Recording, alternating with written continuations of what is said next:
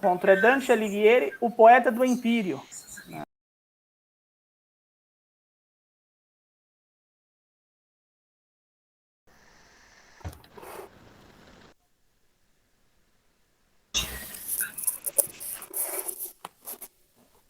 Vamos lá, então, com base nesses dois testemunhos.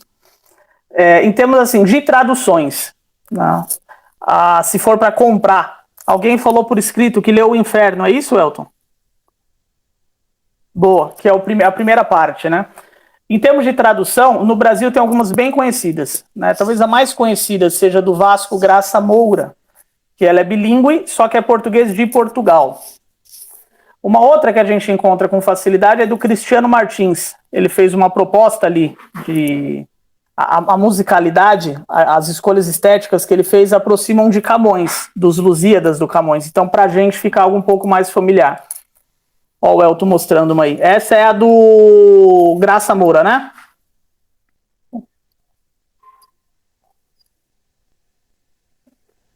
Qual que é essa, Elton? Qual tradução que é? Essa que você mencionou, Breno, do Vasco Graça Moura. Essa é do Graça Moura, né? Perfeito. Então tem essas duas e a do Cristiano. Agora, uma que eu indico assim de coração, a do Xavier Pinheiro. Por quê? Eu até fiz eu comparei as passagens que a gente vai ler do documento que eu mandei para vocês nas duas que eu tenho, que é a do Graça Moura e a do Xavier Pinheiro. E eu preferi a do Xavier Pinheiro, embora geralmente ela não seja mais indicada. E a segunda vantagem, ela está disponível integralmente na internet, você consegue baixar de graça. Então você pode ler no celular, pode imprimir o que for mais fácil, e é uma excelente tradução. Ela é rimada, ela considera não só as rimas que o Camões faz, mas também a métrica. Então, assim, é um excelente texto e é totalmente gratuito na internet, então isso torna ele ainda mais interessante. Tem alguns errinhos de digitação daqui e dali, mas na leitura você consegue pegar, você vê que foi só um erro, só escapou, mas dá para seguir. Aí, assim, para quem está entrando, uma outra dica. Se a gente pesquisa sobre a Divina Comédia, não é difícil achar alguns livros que vêm em prosa. Ou seja, autores que são grandes especialistas, mas em vez de traduzir no verso, traduziram na prosa. Naturalmente, assim, alguns puristas vão dizer que é absolutamente incomparável, não faz sentido traduzir um texto como o do Dante em prosa. Mas eu não sou 100% contra. O que eu acho que seria interessante seria assim, você ler aquela solução na prosa e ao mesmo tempo ler os versos. Então, por exemplo, ler um canto na prosa para ver o que acontece. É como se fosse a sinopse de um filme. E na sequência você volta. Então, em vez de ler tudo na prosa, eu realmente não aconselho, porque acaba que a experiência se torna prosaica, como já diz o nome, o que não deveria ser. Agora, ler umas partes na prosa e na sequência repor com o verso, isso eu acho que vale a pena. Então tem duas indicações. Uma é na internet também. O site é Stelle, S mudo, T-E-L-L-E. Stelle é estrela, né, em italiano, e é a última palavra com a qual Dante termina cada uma das partes do livro. Todas elas acabam com estrela, né? E o site se chama stelle.com.br, do Helder Rocha. A única desvantagem é ele parou no Paraíso, no canto 6. Então vai até o canto 33, teve vários que ele não fez. Mas assim, até chegar lá você já se acostumou com Dante e talvez você já não precise mais do apoio da prosa, né? E tem uma edição da LPM, a famosa LPM, né, de bolso, aqui no Brasil, traduzida por Eugênio Vince de Moraes. Essa eu não li, mas quem leu me disse que tem assim alguns lapsos um pouco grosseiros, em termos de ordem, né, do cara realmente perder a mão. Mas o texto em si é bom. As partes que estão na ordem, que estão tudo certinhas, são muito boas, e também serve como amparo para você ler, ver o que está acontecendo e correr depois para nunca sair do verso, nunca sair da própria poesia do Dante, né? Então o ideal é ler lado a lado. Aí por fim, para a gente já entrar nele, tem a coisa do accompany book, que alguns falam, né? Que é o livro de acompanhamento. Quando o cara vê um livro do tamanho da Divina Comédia, geralmente a pessoa pensa, eu não vou ler, e quando eu for ler, eu vou precisar de muito subsídio, muito livro de acompanhamento. Então, assim, quais livros eu indicaria? Na verdade, nenhum. Eu sou um pouco contra isso. A ideia, eu acho que é realmente ir direto no original. Esse apoio, esse amparo da prosa, eu acho que já é muito. A não ser que você vá se especializar em Dante, que você tenha uma proposta acadêmica. Nesse caso, eu não preciso dar a bibliografia, os próprios professores dão, a pessoa já conhece, né?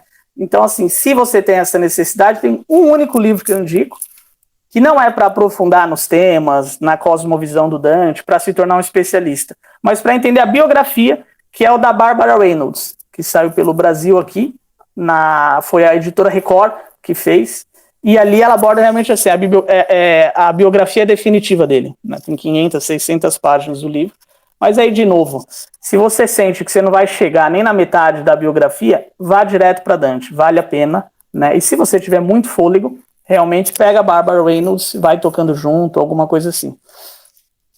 Mas é isso, vamos falar de Dante. A proposta, eu conversei com o Elton, é fazer algo de 1h30 no máximo, né, Elton? Não estender muito, até para não se tornar cansativo. Mas isso é uma ofensa. Falar de Dante em 1h30 é pouco. Na verdade, assim, os 700 anos que a gente teve, né, de Dante para cá, inclusive esse encontro nosso é para celebrar os 700 anos de morte de Dante, que aconteceu no dia 14 de setembro, tem umas 2 semanas. 700 anos não foi o suficiente para lê-lo ainda, né? Tem especialistas que dizem que há símbolos, há significados ali, que a gente ainda não sabe o que significa. Inclusive, a gente vai passar por um deles, a gente não sabe qual é o sentido, né? Então, se 700 anos não foi necessário, não é em 1h30 que a gente vai matar, mas a ideia aqui é justamente fazer um apanhado, né, de quem foi Dante e tratar de 3 passagens, como vocês viram, da Divina Comédia, pegando aí, pincelando purgatório, né, o inferno, depois purgatório e depois o céu. Isso já dá uma intimidade maior, quem quiser entrar no texto depois vai conseguir fazê-lo, né? E é isso, Dante ele nasce em Florença em 1265, no século XIII, e ele morre em Ravenna em 1321, no século XIV, com 56 anos de idade, né? É bem provável que Dante estudou em casa, né? Eu acredito que deve ter alguém homeschooler nesse grupo. Eu próprio sou um pai homeschooler, né? A minha esposa é quem realmente faz ali a parte principal, e eu dou algum suporte justamente na área de literatura, um pouco de letras, com o João Miguel. Meu primeiro filho tem 7 anos, e agora nasceu o Benjamin, o nosso segundo, tem 4 meses ainda. Mas só mostrando aí a força, né, do homeschooling, provavelmente Dante só estudou em casa. Depois ele teve outros professores e mestres, inclusive latinistas, que são conhecidos na história, mas assim, o básico, o grosso da educação dele foi em casa, né? Os livros principais dele, a Divina Comédia, evidentemente, tem o Vida Nova, que é onde ele canta o amor dele pela Beatriz, de quem a gente vai falar, e aí tem outros que são mais técnicos, Monarquia, Convívio, De Vulgar e Eloquência, que ele defende o florentino, porque ele escreveu a Divina Comédia no dialeto vulgar, né? Na época só se usava o latim, e ele falou, não vou escrever em latim, eu vou escrever na língua vulgar, e foi o que ele fez. A gente vai ver esse ponto também. A própria Beatriz, só de passagem, quem não ouviu dizer, é o grande amor da vida dele, né? Ele escreve o Vida Nova, fora da Divina Comédia, o primeiro livro que ele escreveu, Vida Nova, ele diz que ele encontrou a Beatriz, ela era vizinha da região em que ele morava, que ele a encontrou pela primeira vez aos 9 anos de idade e nunca mais a esqueceu.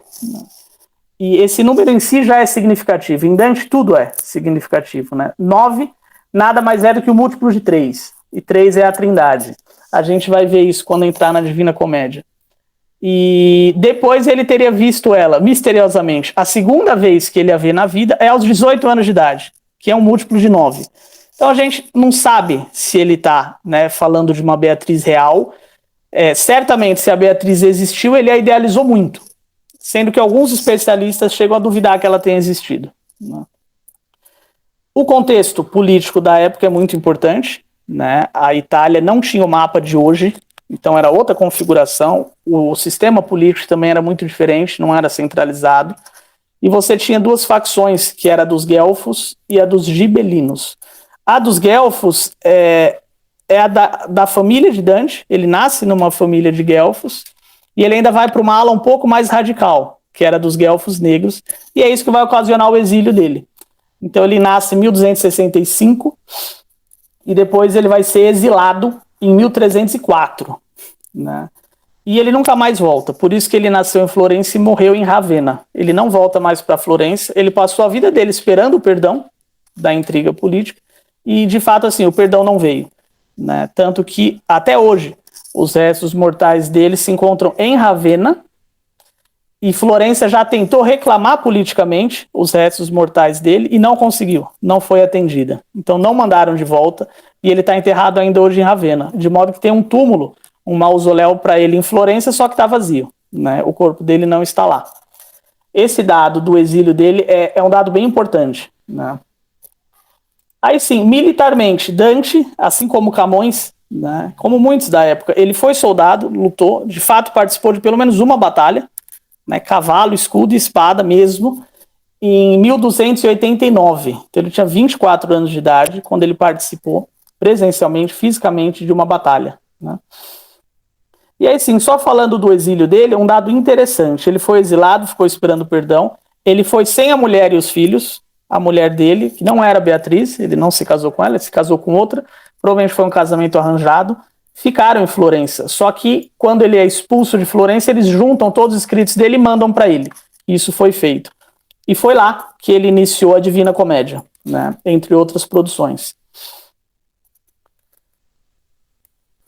Aí sim, para alguns, já entrando na Divina Comédia, para alguns ela é a Suma Teológica. Suma Teológica é o livro principal do São Tomás de Aquino, que é o principal teólogo da cristandade, pelo menos da escolástica, que é essa fase, né, dos estudos medievais. São Tomás de Aquino é o principal, e o principal livro dele é a Suma Teológica. Para alguns, a Divina Comédia nada mais é do que uma Suma Teológica versificada. Então, como se ela tivesse sido transformada em poesia. Para outros, seguindo na mesma linha, a Divina Comédia nada mais é do que uma catedral gótica transformada em versos, né? Então, isso mostra aí o alinhamento de Dante com a cosmovisão católica, com o universo católico. E eu digo isso porque essa análise nossa, ela vai em um sentido muito específico, que é o de defender a catolicidade de Dante. Quer dizer, defender a religiosidade tradicional dele. Defender em que sentido? Ou defender do quê? Cada vez mais tem se espalhado uma leitura de que Dante não seria ortodoxo nas suas convicções, de que ele seria gnóstico, ou de que, o que é uma heresia, ou de que ele seria, então, teria recebido muita influência dos muçulmanos, do averroísmo, que era uma doutrina muçulmana, do mundo islâmico. Então a ideia aqui é, de modo simples e breve, defender a catolicidade de Dante. Mostrar como sim a obra dele segue na tradição da Igreja Católica, e afirmações como a de que seria a Suma Teológica em versos ou uma catedral gótica em versos são afirmações que estão corretas, né? E aí sim, o que é a Divina Comédia? Fazendo uma sinopse, então, né? Aí, antes de entrar nisso, na verdade, sobre a estrutura inferno, purgatório e céu, a do inferno é muito conhecida.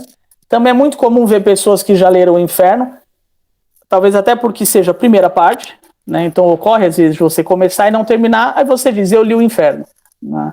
Mas a verdade é que assim, nas representações artísticas, também é muito mais comum ver o inferno do que ver as demais. Aí também tem uma desculpa, porque quando você chega no céu, tudo são raios de luz. Quer dizer, fica cada vez mais difícil, conforme você vai avançando, você imaginar o que Dante está descrevendo, porque vai crescendo em sutileza, se torna cada vez mais sutil, cada vez mais abstrato. De modo que quando você pega edições que têm gravuras, que têm quadros, realmente o inferno é cheio de gravuras, né? No purgatório você também consegue ter uma visão ilustrada, uma visão plástica, muito clara, e quando chega no céu é cada vez menos. Às vezes é uma figurinha aqui e outra ali, né? Então, assim, também é um pouco a ideia aqui tirar essa imagem, né, de que ele escreveu a história para mostrar como que as pessoas vão sofrer eternamente no inferno. Não, tanto que o livro se chama Comédia. Comédia é um gênero, né? Não tem a ver com ser engraçado. Comédia é o oposto de tragédia. Então a comédia tem um final positivo, feliz, ao passo em que a tragédia tem um final negativo, infeliz. Então é comédia nesse sentido. Ou seja, seria um crime ou um pecado a gente frisar muito o inferno ou ficar apenas em passagens do inferno. Aí também tem um ponto da atual cultura em que a gente vive. Quer dizer, o inferno é a parte mais compreensível para nós. A gente quase que se identifica com o inferno por nos sentirmos, né, pecadores e devedores diante de Deus. Acho que até um ateu tende a se identificar mais com o inferno.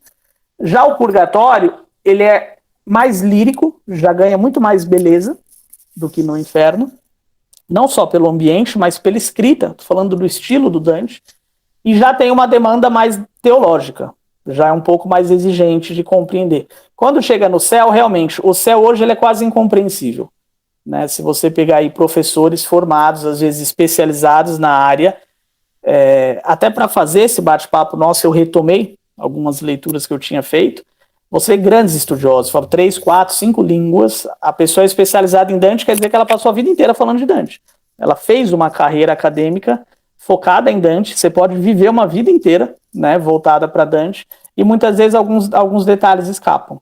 Algumas verdades da fé acabam escapando, geram mais confusão do que esclarecimento ou do que comunhão com Deus, que é como deveria ser. E aí, só citando assim, uma passagem famosa, que quase todo mundo já ouviu dizer, quando Dante chega no inferno, o inferno não é trancado, ele tem só um muro, né? E no muro está escrito, né? Deixai atrás toda esperança, ó vós que entrais. Quer dizer, quem entrar por esses muros pode deixar toda esperança para trás, que acabou. O inferno é eterno, não há saída, né? Só a entrada. E todos nós conhecemos essa frase, mas também tem algumas frases maravilhosas no céu. Eu trago sempre uma de memória, quando ele encontra, acho que na 9ª esfera celeste, uma freirinha, está na última esfera, a mais longe de Deus, né? E ele pergunta como ela se sente de estar ali, longe de Deus, entre aspas. E ela vai dizer para ele que no céu todo lugar é paraíso. Então quer dizer, mesmo que você esteja distante de Deus, entre 1000 aspas, no céu cada cantinho já equivale ao paraíso inteiro. Também é uma frase maravilhosa, geralmente a gente não tem. Então, fazendo essa irritação, né? Não nos foquemos no inferno, nem fiquemos decorando passagens que se tornaram clássicas, mas vamos ao cerne da obra, que é o paraíso, né? Quer dizer, é uma comédia, o final é feliz. Então é para lá que ele está apontando. Aí, em termos de sinopse, começa com Dante. Dante, ele se vê em uma selva escura, né? E essa selva escura provavelmente simboliza uma vida de pecados, né? Ele próprio se encontrando no pecado. De cara ele visualiza uma montanha iluminada, um planeta iluminado, que equivale ao céu, mas quando ele vai se dirigir para lá, aparecem 3 animais, né, que não o deixam subir pela montanha, que é uma leoa, um leopardo e uma loba. Já se discutiu muito o sentido desses animais. A gente não vai entrar aqui, porque não, se sobrar tempo depois a gente entra, mas o fato é que esses 3 animais não deixam ele subir, ele escalar a montanha, até que aparece para ele ali desesperado na selva escura, aparece uma sombra, um espírito que se revela Virgílio. É Virgílio, o poeta romano, maior poeta romano, um dos maiores da história humana, que escreveu a Eneida, que é a história de Enéas, praticamente em continuação com o que se deu na Ilíada e na Odisseia de Homero. Sobretudo na Odisseia, Enéas, né, participou daqueles eventos, e o Virgílio ele constrói basicamente um mito fundador, né, da civilização romana. E justamente por esse tamanho enorme dele como poeta, você já vê que era o modelo de poesia para Dante. Então aparece esse espírito e fala para ele que ele não vai conseguir subir diretamente pela montanha. Pelo contrário, ele tem que descer por um buraco, e aí é que vem, ele vai antes passar pelo inferno, depois passar por purgatório, e então do paraíso terrestre para adiante ele sobe nos círculos do céu, né, nas esferas celestes. Isso assim, muitíssimo grosso modo. E aí um pouco mais à frente, o próprio Virgílio vai revelar que quem pediu para ele ali resgatar Dante na selva escura foi a própria Beatriz, né? Então ela está no céu e pediu para Virgílio fazer isso. Perdão. Então os personagens principais aí, Dante, Virgílio, Beatriz. E aí a última pessoa, o último grande personagem, aparecem centenas de pessoas na obra, né? Ali no inferno, no purgatório e tudo, mas o último de grande importância é São Bernardo, porque chega em um ponto do céu em que a própria Beatriz não pode levá-lo. Então quem faz essa travessia é São Bernardo. Quando chega ali do 30º canto do paraíso para diante, quando já está nos níveis mais altos do céu mesmo. E em termos de forma, só para a gente pincelar, então essa é a sinopse. Dante está na selva escura, ele tenta ir para o céu diretamente, não pode, passa pelo inferno, passa pelo purgatório com a ajuda de Virgílio. No céu, ele recebe a ajuda de Beatriz e de São Bernardo para chegar no próprio Deus, até chegar na Santíssima Trindade. São aí 1.400 versos, né? Um livro sem tamanho, de uma genialidade sem tamanho, que conta um pouco da visão medieval de mundo, mas conta um pouco assim da própria história humana, da condição humana na face da Terra.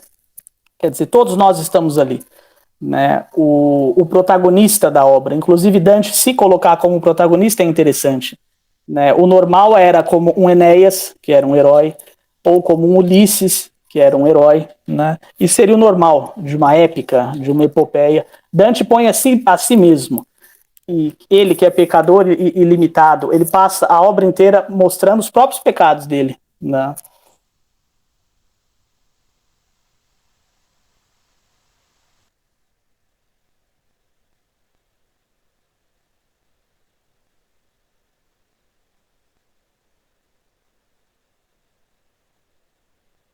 Do Dante.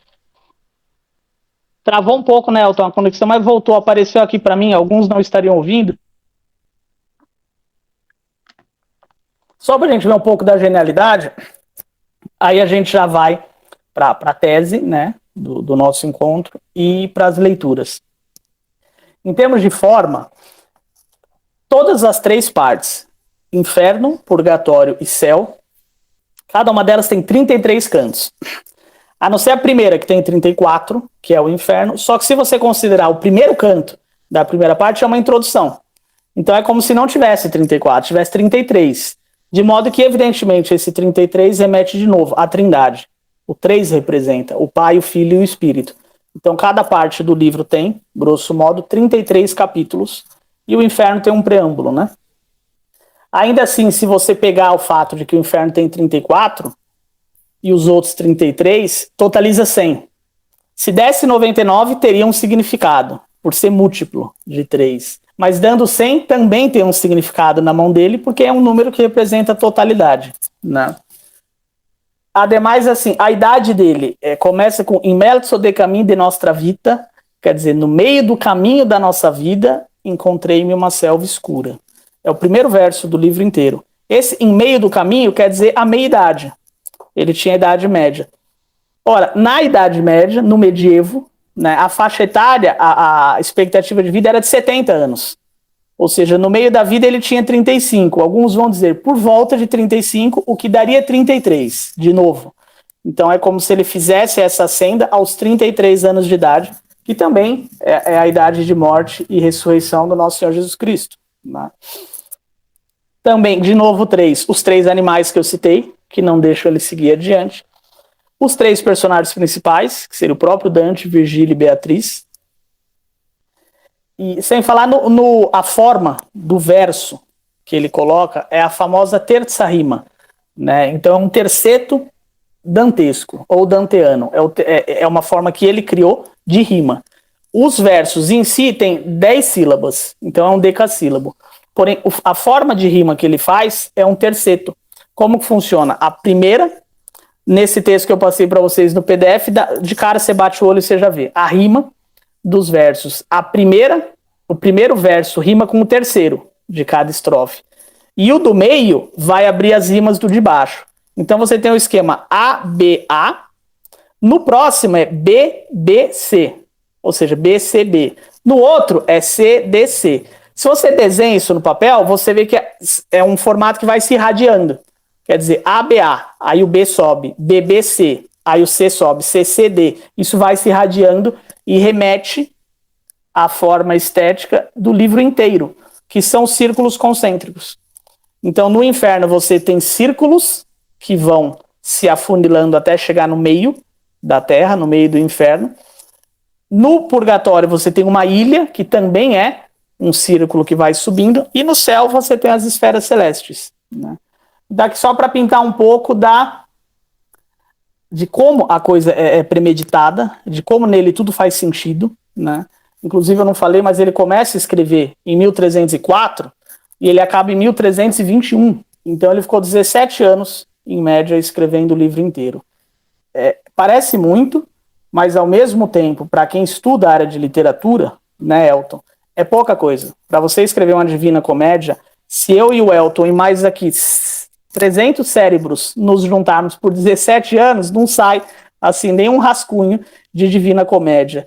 Então é pouca coisa, por incrível que pareça. Ele escreveu muito rápido, né, de uma genialidade sem tamanho, e 17 anos é muito pouco, né? Mas essa é a forma, o valor da forma, a significação dos números e a sinopse. Aí assim, passando por cima do que acontece em cada um. No inferno, então, você tem 9 círculos. Como é que o inferno se formou? É muito interessante. O inferno está em Jerusalém, o que é um pouco polêmico, mas o que ele concebeu? Quando Satanás foi expulso do céu, ele foi jogado na terra por São Miguel Arcanjo. E quando ele bate na terra, forma um buraco enorme que vai até o centro da terra. Então, esse buraco, fisicamente, que foi formado com a queda de Satanás, é o próprio inferno. E aí ele formou, como eu falei, vai afunilando em círculos concêntricos, como uma espiral. E o que é o interessante? A terra que saiu desse buraco, que se formou com a queda de Lúcifer, formou ao lado dela uma montanha, que é o excedente da terra que saiu do buraco, e essa montanha é o próprio purgatório. No fim dela está o paraíso terrestre e depois as esferas celestes. Então, assim, logo que ele chega no inferno, a gente vai ler uma passagem que é do comecinho, né, do canto 3. Tem uma antessala, que é onde estão as pessoas que tiveram uma vida morna, né, que são covardes e etc. Até que chega em um rio, o rio Aqueronte, que é onde está o Caronte. Aí é interessante a referência da mitologia grega, porque ele coloca praticamente todos os gregos e romanos presentes na Divina Comédia. A influência é tremenda. A Medusa aparece no inferno. Então, assim, é quase que indo para a fantasia mesmo, mas tudo tem um sentido, né? E o interessante do inferno é isso. Então, pagãos virtuosos acabaram ficando por ali. Então, Homero está no inferno, Sócrates está no inferno, Platão, né, está no inferno, e a não ser o próprio Virgílio, que lá na frente a gente vai ver por que Virgílio fica, e quem vai levar Dante adiante é a própria Beatriz. Porque sendo Virgílio um pagão, ele não pode seguir adiante, né? E essa é a estrutura, então, do inferno. Quando chega lá no fim, no último círculo, né, da espiral que eu falei, está o próprio Satanás, e assim, as penas elas vão piorando em conformidade com a gravidade dos pecados. Quer dizer, chega uma parte que ele divide, né, da cidade de Dite adiante, são os pecados assim mais deliberados. Então, dali para baixo são os hereges, né, piores pecados, a pena é maior. Quando chega lá no fim, que Dante e Virgílio estão diante do próprio Satanás, Satanás tem 3 cabeças, né, e cada uma dessas cabeças come um dos traidores que estão ali no último círculo, que é o mais grave. Uma come Judas, a outra está comendo ali, né, eternamente, está castigando Brutus, e a outra Cássius, né, Brutus e Cássius do contexto de Júlio César, traíram Júlio César, assim como Judas traiu a confiança de Jesus. Aí eles saem então do inferno e pegam um caminho, né, amplo, que já leva eles para o purgatório. O purgatório é baseado, você tem 9 círculos também, mas tem a antessala do purgatório, depois tem a final, que é o paraíso terrestre. O cerne do purgatório são 7 círculos, né, que são baseados nos 7 pecados capitais. Então é soberba, avareza, inveja, ira, luxúria, gula e preguiça. Essa é a base do purgatório. E aqui no purgatório, ao contrário do inferno, as pessoas que mais pecaram não estão no centro, né? Estão nas extremidades, justamente porque o centro está mais perto do paraíso.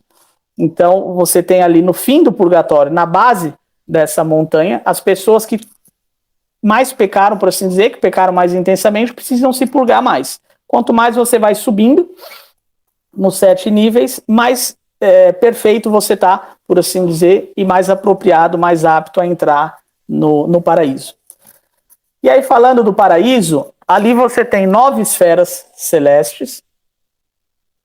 O primeiro paraíso é o paraíso terrestre, que é onde estariam ali, onde estiveram Adão e Eva. Quando você supera já o paraíso terrestre, aí você já está... Ele fez uma construção muito bacana, que já é fora do planeta Terra. Então você tem o céu das estrelas, né? E ele pegou ali ele pegou 7 céus para representar até chegar no que seria o Deus, que é o Empírio, que está no título do nosso encontro, né? O poeta do Empírio. Então o que ele fez? Quando você sai do planeta Terra, você tem o céu da Lua, que é onde estão alguns santos. Depois o céu de Mercúrio, e assim vai. Lua, Mercúrio, Vênus, Sol, que seria o quarto céu, Marte, Júpiter, Saturno, e aí acaba. Aí vem as estrelas fixas, e acima dela vem o Primum Mobile, que é uma passagem que a gente vai ler e vai entender melhor, e por fim o Empírio, que é onde você está diante ali da própria Trindade Santíssima, né?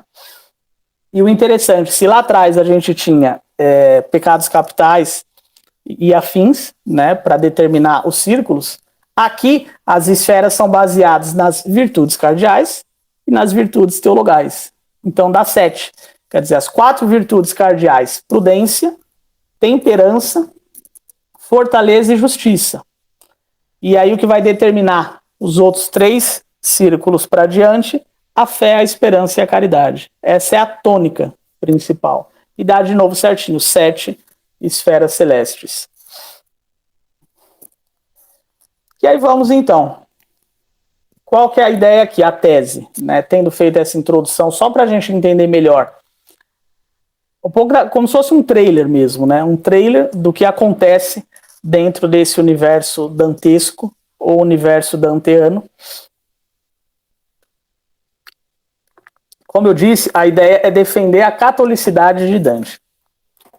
De cara, assim, o título Divina, não foi ele quem deu o nome Divina, foi um poeta que o tinha em altíssima conta, na verdade um prosador, o Boccaccio, Giovanni Boccaccio, que escreveu o famoso Decameron, que são 100 contos. Foi ele quem deu esse epíteto, né, esse adjetivo de divina. O Dante deixou o livro como comédia, o título era comédia. Quem deu esse epíteto de divina, e ficou para sempre, Divina Comédia, foi esse Giovanni Boccaccio, né? Mas assim, de cara, a gnose, né, que é uma heresia que ela não se encerra em uma doutrina, são dezenas de doutrinas que desde que a igreja existe, vivem perseguindo as verdades da fé. E assim, ela já existia anteriormente ao cristianismo, na verdade. Existem estudos que mostram que fariseus e saduceus estavam mergulhados em gnose e que essa é uma das razões para eles terem matado o Nosso Senhor. Quer dizer, quando chega ali na cena fatal, em que eles decidem, este homem precisa ser morto, né? Quando Jesus ressuscita Lázaro, em momento nenhum eles duvidam da divindade de Jesus. Isso é intrigante, né? Eles falam, os sinais que ele faz são muito grandes, como é que a gente vai resolver? Então, assim, como é que sendo judeu, o povo escolhido, alguns deles nem sequer duvidavam da divindade de Jesus, então o que eles estavam fazendo? O que eles estavam fazendo em grande medida tem a ver com a heresia da gnose, né? E a gnose, ela realmente, assim, a impressão que a gente tem às vezes é que ela nasceu no paraíso, que o pecado original já era uma espécie de gnose.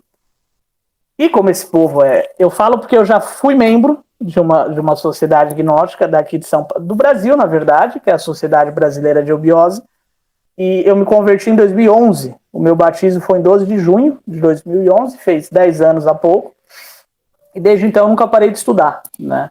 Esses temas são enormemente importantes. A gente vai até ver em uma passagem que eu vou colocar, que é a grande crise da modernidade, da qual a gente tanto fala hoje, né?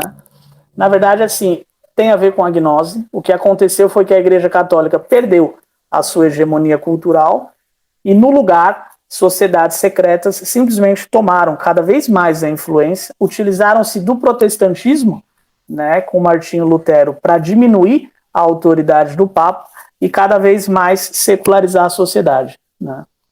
E como eles são insaciáveis, eu ia dizendo, eles fazem leituras da Bíblia, de todos os santos e também de Dante. A nossa ideia aqui é mostrar que essas leituras muitas vezes não fazem sentido, e de fato Dante tinha uma catolicidade. Pelo menos na Divina Comédia isso é praticamente indiscutível, né?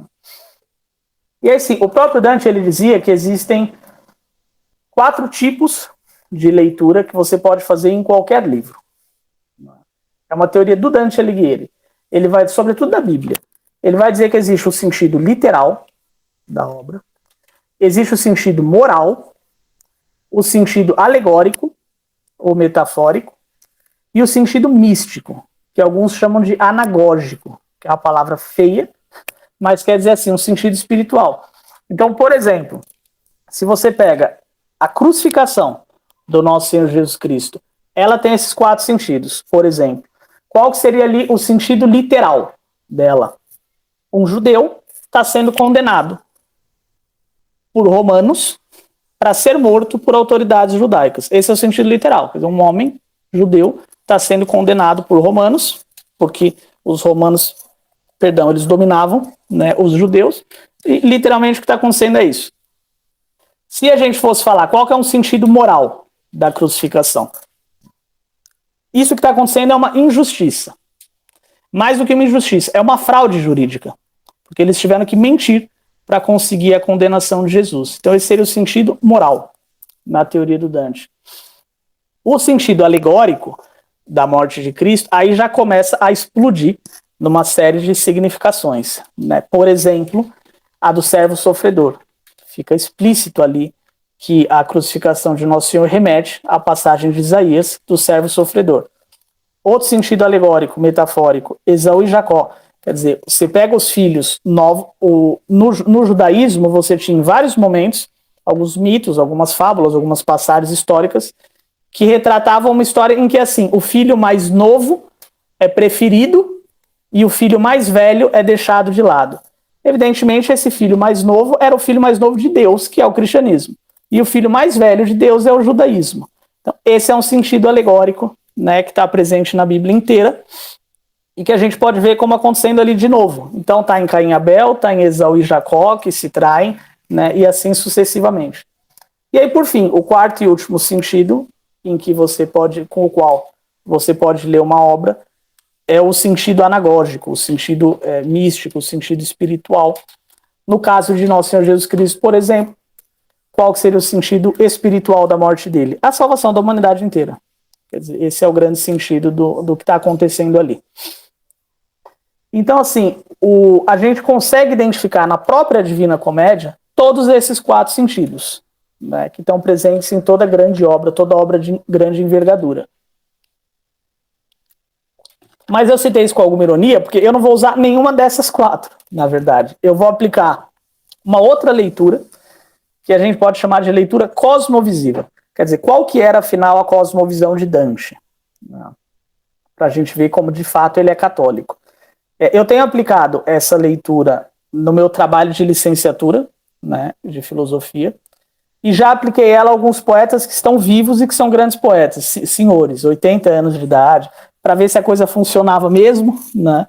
Eu apliquei principalmente Alfredo Frezia, que é um poeta uruguaio, Armindo Trevisan, um poeta nacional, que é enorme, ele ainda está vivo, e o homem, assim, ele era amigo de Guimarães Rosa, de Clarice Lispector, ele fala, no dia que eu conversei com Carlos Drummond de Andrade, é um tesouro que nós temos, e apliquei a um outro, Alexandre Guarnieri, que também é um grande poeta. Por que esses 3?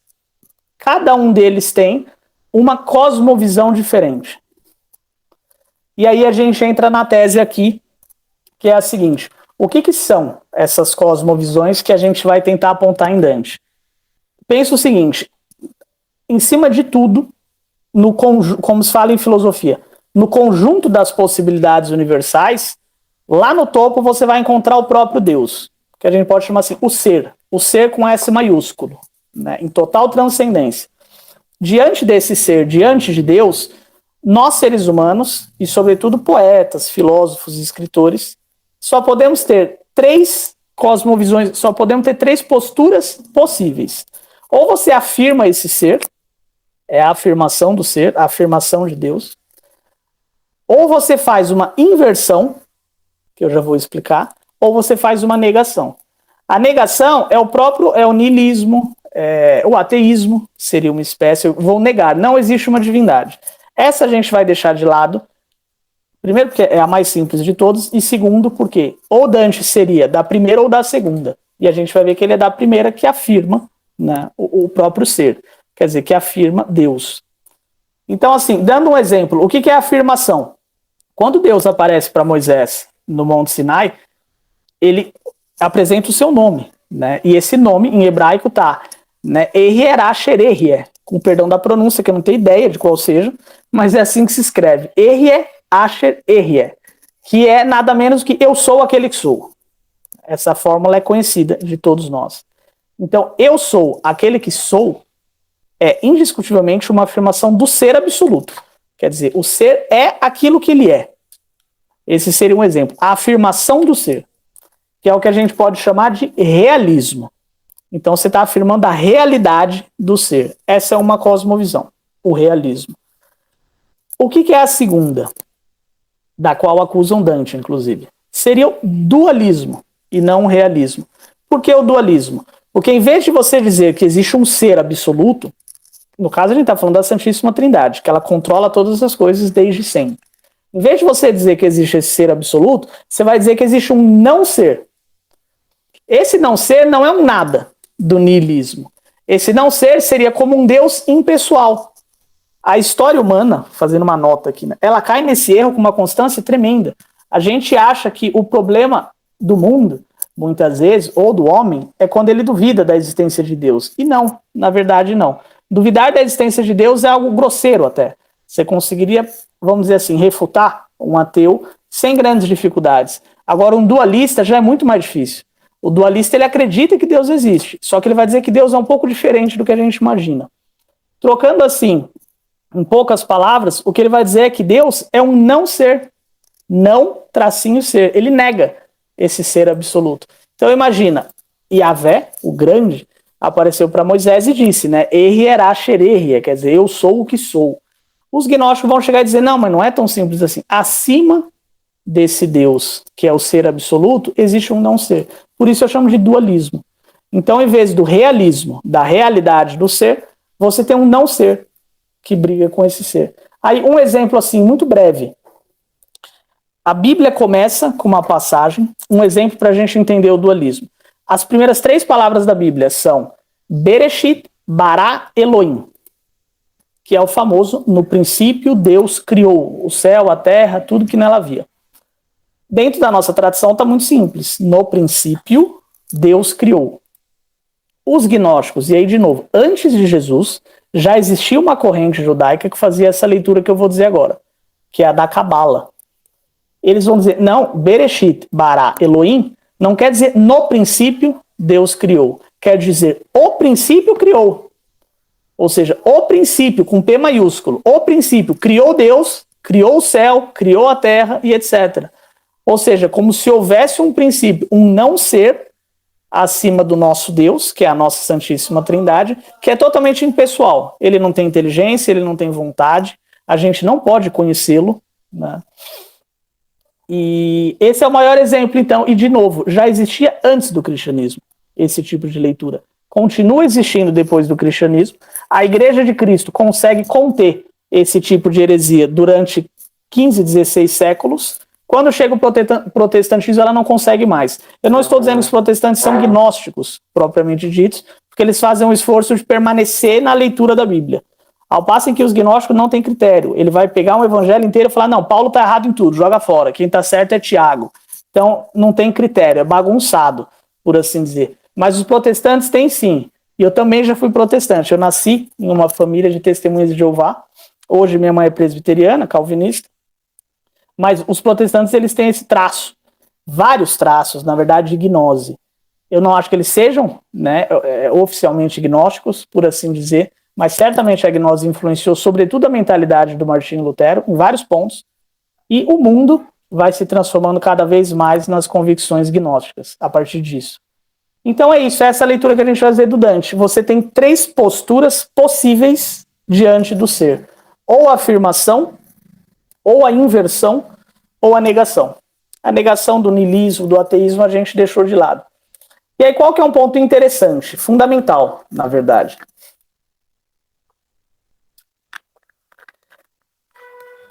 essa visão que você tem a respeito do ser, ela vai projetar o modo como você vê não apenas Deus, mas todas as coisas. Igual a frase que eu falei no começo. O que é o ser? É o conjunto das possibilidades universais.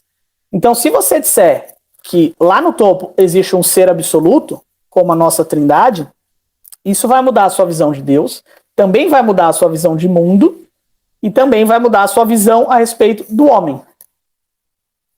Então, assim, dentro do dualismo, que é a visão gnóstica, a gente pode falar em um dualismo antropológico. Quer dizer, qual que é a visão que um gnóstico, que um dualista tem do homem? E esse ponto é fundamental. Ele vai dizer que o homem não tem uma individualidade. Pensa bem, se Deus é um não ser, em vez dele ser um ser, se Deus é impessoal, se ele não tem inteligência e se ele não tem vontade, e se ele não é uma pessoa, como é que eu vou ser uma pessoa? Se Deus não tem poder de ser uma pessoa, não sou eu que vou ter. Então, olha que dado fundamental. Para todas as correntes da gnose, do dualismo, o homem, ele é como se fosse eles chamam de uma chispa de uma mônada. Ou seja, como se existisse uma fogueira gigantesca e cada um de nós aqui, o Elton, a Isis, todos nós estamos aqui, somos uma chispa. Quer dizer, é um foguinho. O que acontece com um foguinho, uma chispa de fogo, quando cai na fogueira? Some. Ou então, outra imagem profundamente dualista, a do oceano. Cada um de nós somos uma gotinha e quando essa gota cai no oceano, o que acontece? A gota se perde. Então, qual que é a visão gnóstica, a visão antropológica do dualismo? A despersonalização total. Quando o homem morre, ele deixa de ser uma individualidade. A pessoa humana não existe mais após a morte. A visão de mundo do gnóstico, a gente pode chamar aí de visão fenomenológica, quer dizer, a visão dos fenômenos que acontecem ao redor do homem, segue mais ou menos na mesma linha. É o famoso véu de Maia. Talvez alguns já tenham ouvido falar, porque o Ocidente passou por uma orientalização enorme, né, do século passado para cá, com esse movimento hippie, com a coisa de nova era, com a coisa Wicca, cada vez mais movimentos, né, de cunho gnóstico se popularizaram. Então é muito comum ouvir falar no véu de Maia, mas é como que dizer que o mundo inteiro é uma grande ilusão. Tudo que a gente está vendo aqui é uma ilusão e essa ilusão um dia vai acabar. Alguns dizem, por exemplo, que é o sonho de Deus. Deus está sonhando, quando ele acordar acaba tudo. Esse Deus impessoal, né? E por fim, a visão de Deus, do próprio Deus. Aí aqui só fazendo um merchan, né, Elton? As lives que eu e João Filho estamos fazendo toda quarta, a gente já analisou alguns poetas. 2 que se sobressaem. Fernando Pessoa, aí segue um pouco na linha do que o Elton falou. Existe um viés ali no trabalho que a gente está fazendo ligado à tradição, sem dúvida. A literatura ela é mais complexa. Um autor não precisa ser católico para ser bom, eu não estou dizendo isso, né? Filosofia e literatura são complexos, é uma questão de alta cultura, né?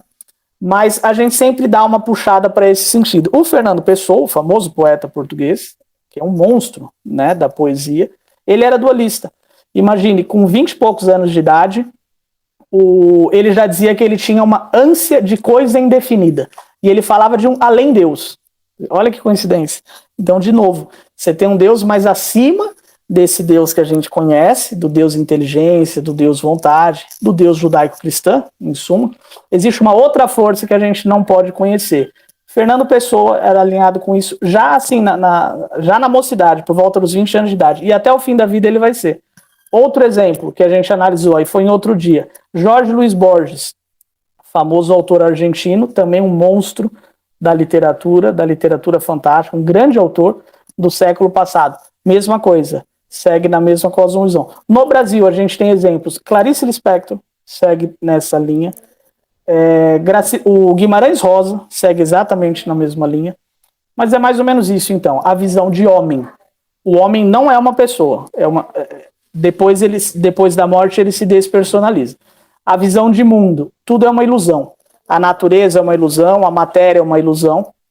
E a visão de Deus é que existe um além-Deus. Existe um não-ser. E aí vamos lá, isso na gnose. Aí eu falo da visão cristã e a gente já parte para as próprias leituras, né? No caso, agora a gente vai ver assim, que drástico que são esses pontos que eu falei. Alguns parecem até bonitos, né? Eu, quando estudava esses negócios, eu ainda estudo, mas quando eu praticava, por assim dizer, esses negócios, alguns são até bonitos. Imagina, véu de Maia, né? Vou pôr o nome da minha filha de Maia, que coisa bonita. Agora a gente vai ver, assim, o drama, né, disso. No cristianismo, qual que é a visão antropológica? Qual que é a visão de homem que nós temos? São Tomás de Aquino tem uma síntese que é perfeita. A Bíblia inteira tem isso, mas São Tomás ele sintetiza de modo ótimo. Ele fala, no céu nós estaremos fundidos, mas não confundidos. Ou seja, quando a gente morre e vai para o inferno, e vai para o céu, a gente vai ter uma comunhão perfeita, tudo no céu vai estar muito mais interligado do que agora, porém, as coisas permanecem na sua individualidade. Ou seja, Deus nos criou de uma vez para sempre, o que muda tudo, né? Então, a garantia do nosso Senhor, na casa do Pai tem muitas moradas, quer dizer, você tentar tocar nisso daí não é um detalhe, né? Que bonitinho, eu sou uma gota, a gota cai no oceano, que maravilha, né? E se perde, a chispa que cai na fogueira. Não, quando os gnósticos batem em alguns pontos que são dogmas da igreja, eles estão realmente assim, tocando na essência da salvação. Se a alma vai entrando nesse ponto aí, é como dizia Santo Ambrósio, perder um artigo de fé é perder a fé inteira, né? Então, assim, eles vão desmontando coisas que não são detalhes, são questões muito dramáticas. Então, de novo, qual que é a visão de homem? Deus nos criou de uma vez para sempre. Ele vai dizer que ele já nos conhecia no ventre. Ele vai dizer que ele sabe quantos fios de cabelo eu tenho. Imagina para um gnóstico, que diferença faz? Deus não é nem uma pessoa, ele quer saber do fio de cabelo que eu tenho. Então, olha o amor que dentro do cristianismo existe pela individualidade, pela personalidade da pessoa humana. Qual que é a visão de mundo que se tem? Se para o gnóstico o mundo é uma ilusão, a natureza, ela nos ilude, ela nos engana, é tudo passageiro, um dia Deus acorda e acaba. E a consequência disso é que o gnóstico muitas vezes ele vai odiar a matéria. Por quê? Porque o corpo limita, porque a natureza engana. Muitas seitas gnósticas praticavam coisas, rituais horríveis, de orgias e etc e tal, por ódio à matéria. Né? Quer dizer, a base era conceitual, não era só perversão, né? A base era conceitual. Então, se eles têm, ou eles odeiam a matéria, algumas correntes não chegam a odiar, mas vão dizer que é uma ilusão, que ela engana, né? No cristianismo, assim, é explícito em dizer que houve uma queda depois do pecado original, a natureza ela se torna inimiga do homem, os animais da natureza, as forças da natureza, mas assim, apesar dessa queda, a natureza é boa. E o homem é bom, porque a criação é boa. Mesmo com a queda, o homem continua capaz de conhecer a verdade. E mesmo com a queda, a natureza continua sendo boa. Não à toa, estamos aqui nesse planetinha rodando, né, há milhares de anos e cá estamos. Então a visão gnóstica ela tende a ser muito pessimista e ignorar esse fato. A humanidade nunca diminuiu. Se você vai fazer um levantamento demográfico, né, cada geração que surge é maior do que a anterior. Então, quer dizer, a natureza ela não é tão inimiga assim do homem, mesmo que haja o pecado, mesmo que haja a queda, né? E a igreja vai além. A igreja vai dizer que a natureza foi o primeiro evangelho, foi a primeira revelação, né? E essa é uma exigência teológica. O apóstolo Paulo, por exemplo, vai dizer aos romanos, vocês se perderam por iniquidade de vocês. Mesmo que vocês ainda não conhecessem a revelação do Cristo, a natureza poderia ser o suficiente para guiá-los. Ou seja, a natureza é um mapa que leva até Deus. Olha a diferença. Para o gnóstico, a natureza ela é no mínimo uma ilusão. Às vezes ela é algo que a gente deve odiar. A matéria é ruim, o corpo é ruim, tanto que é conhecida a gnose dos cátaros, eles consideram, hoje o pessoal difama a igreja e fala que a igreja matou os pobres dos cátaros.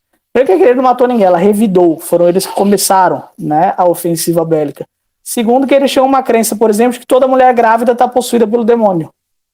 Quer dizer, por que possuída pelo demônio? Porque vai surgir mais uma vida, mais um corpo e mais uma chispa, mais uma gota presa na ilusão do mundo. Melhor seria que nem nascesse, né? Dizendo muito grosso modo. Então, olha a diferença. A visão cristã de homem. O homem ele não é eterno, porque ele foi criado em algum momento, mas ele é infinito. Na gnose, não. A minha pessoa humana é infinita, seja no céu ou no inferno. Né? Não tem como. O que Deus colocou no ser, ele não tira jamais. Cada um de nós que estamos aqui somos infinitos e participaremos da eternidade de Deus. ou não. Ou estaremos no inferno. No inferno, não vou dizer, nenhum de nós vai estar no inferno, tá, gente? Mas o purgatório lá está, pelas mesmas razões. E aí, por fim, então, qual que é a visão de Deus? Aí eu já disse que se o gnóstico vai dizer que Deus é um não ser, né, ou como dizia o Fernando Pessoa, é um além-Deus, né, ele tinha uma ânsia de coisa indefinida, coisa com C maiúsculo. Não, Deus para nós não é uma coisa indefinida, é a Santíssima Trindade, que existiu desde sempre, e o nosso Senhor Jesus Cristo se fez carne e viveu o mistério que viveu com a gente. Como fala a Bíblia, ele ergueu tenda entre nós, ele veio morar conosco para que nós conhecêssemos a natureza divina. Né? Isso ele diz claramente na oração pascal em João, no Evangelho de João, que ele veio nos dar a conhecer o seu nome. Sendo que o nome aqui tem um sentido mais profundo. Nome é aquilo que identifica a natureza da coisa, identifica a essência. Ou seja, Deus veio nos mostrar a essência dele. Como eu disse, é o erre achererria, quer dizer, eu sou o que sou, para sempre. Né? São Tomás de Aquino, de novo, ele tem uma definição perfeita de Deus, que é o ipsum est subsistens, que é o ato puro de existir. Esse existir aqui remete ao ser que a gente está falando. É um ser absoluto, é um ato puro de existência. Né? E essa é a diferença. Tem dois símbolos. Aí falando aqui, eu vou apresentar dois símbolos para a gente entender melhor de novo as consequências da diferença entre o realismo, a cosmovisão que afirma o ser, que é a do Dante, como a gente vai ver, e o dualismo, a cosmovisão que afirma o não ser. Lembrando que essa cosmovisão que você tem, ela se reflete na visão de Deus, mas também do mundo e também do homem, como a gente viu. Dois símbolos mostram muito bem o resultado final disso no cristianismo. O primeiro deles é a cruz. Por quê? No dualismo, pensa bem, o homem é uma partícula que cai no oceano. O mundo é uma ilusão. E Deus é um além-Deus. Tanto que eles separam Deus e divindade. Deus é mau, a divindade é inacessível. O que você tem? Não existe uma ponte possível entre as três instâncias. Não há uma harmonia entre o homem, o mundo e o divino. Você tem uma desarmonia, você tem uma inimizade. Né? Aí, de novo, por isso que a mulher grávida está possuída pelo demônio, o homem está preso na matéria e etc. O que é a cruz? Se a gente for, é o extremo oposto disso. A cruz ela representa o símbolo máximo da união entre o mundo, a imanência, como a gente fala na filosofia, e a transcendência. Tá? Fisicamente ela é isso. Por quê? Porque você tem um pau horizontal e um pau vertical. E no meio cravado você tem Jesus. Quer dizer, nosso Senhor Jesus Cristo ele é um encontro perfeito entre os dois planos, as duas dimensões. Você tem o plano horizontal, que é o plano do mundo e do homem, e você tem o plano vertical, que é o plano de Deus. E o Cristo cravado no meio. Né? Então você tem o quê? Uma harmonia perfeita entre essas três instâncias. O outro símbolo que eu queria citar é do Concílio de Calcedônia, concílio católico, que aconteceu na cidade de Calcedônia, no século V. Eles fazem uma afirmação muitíssimo importante. O concílio vai concluir, também de novo, para se defender de algumas heresias gnósticas, ele vai dizer que Jesus, ele tem a seguinte natureza: o que em Jesus é consubstancial ao Pai, o que em Jesus é consubstancial a Deus, liga ele com o Pai, e o que em Jesus é consubstancial à humanidade, liga ele a nós. Então, de novo, Jesus é 100% Deus e ele é 100% homem. Quer dizer, o que em Cristo é humano é consubstancial, tem uma comunhão perfeita, profunda com o homem. E o que nele é divino tem uma consubstancialidade, uma comunhão perfeita com Deus. Então, essa fórmula que a igreja cria nesse dogma, né, do Concílio de Calcedônia, no século V, ela é inteiramente uma resposta aos gnósticos. Já é um modo como dizer qual que é a visão que o cristão tem, de novo, de homem, de mundo e de divino, de divindade, de Deus. Existe uma harmonia entre essas três instâncias. Entre Deus, o mundo e o homem existe uma harmonia. E o símbolo perfeito dessa harmonia é o próprio Cristo. Assim como a cruz mostra pra gente. O encontro perfeito e definitivo. A aliança definitiva entre o plano vertical e o horizontal.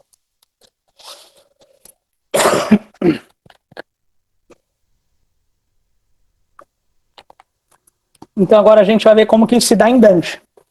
Tem aí já 1h10 que a gente está no bate-papo, mais ou menos 1 hora. Mas essa é a síntese do cristianismo. No cristianismo a gente tem um Deus que se faz homem no mundo.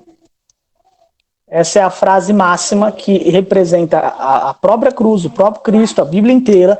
É um Deus que se faz homem no mundo. Então você tem uma harmonização, uma ponte entre o homem, o mundo e Deus. Ao passo em que na gnose essas três instâncias estão embaralhadas, confusas, perdidas. Né? E aí vamos então ao texto que eu peguei e que eu mesmo esqueci de imprimir. Se eu tivesse ele na mão seria mais fácil, mas eu vou tentar ler.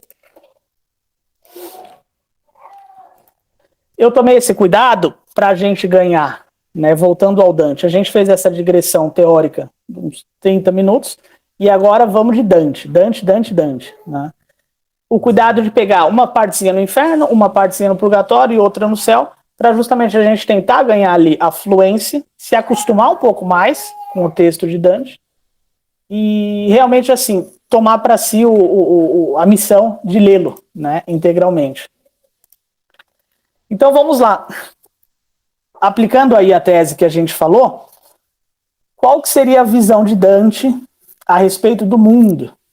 Quer dizer, a visão fenomenológica que a gente pode atribuir a Dante. Aqui tem um ponto interessante que é assim, ele não descreve o mundo, a natureza tal como a gente vê, muito. Por quê? Porque o livro se passa de novo no inferno, no purgatório e no céu. Então fica a pergunta, como é que Dante via o mundo? Né? Pode parecer uma questão artificial. Ou pior, você tem uma representação do mundo que é a selva escura.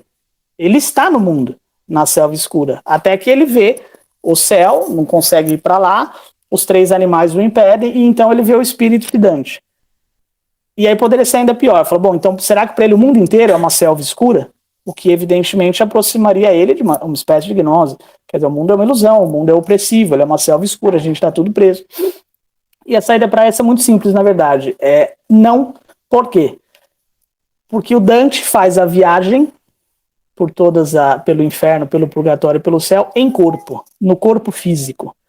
Esse é um dado muito curioso, é um dado muito intrigante, que levou alguns especialistas a, assim, tomarem posições extremas, como teve um que disse, não me lembro o nome, que Dante realmente fez a viagem. Quer dizer, um dia ele estava andando lá, que ele fisicamente foi o que, você pega os maiores estudiosos, parece ser um disparate, né? Também não é por aí, mas chegou a esse ponto extremo, porque é uma grande pergunta, por que ele faz essa viagem em corpo físico? E aí a gente lembra lá atrás que os gnósticos muitas vezes têm uma aversão, né, pelo corpo físico. Chegam a ter ódio, como os cátaros, por exemplo, que fala que a mulher grávida está possuída por uma espécie de demônio, etc. Então, assim, o simples fato dele fazer essa escolha, no livro inteiro, inclusive, os próprios espíritos, todo mundo é espírito, o Virgílio é espírito, os espíritos que estão ali condenados no inferno, que estão se purgando, ou que estão na visão beatífica no céu, vão estranhar muitas vezes, no céu não, mas no inferno, no purgatório, muitas vezes vão estranhar, né, o fato dele estar presente em corpo físico.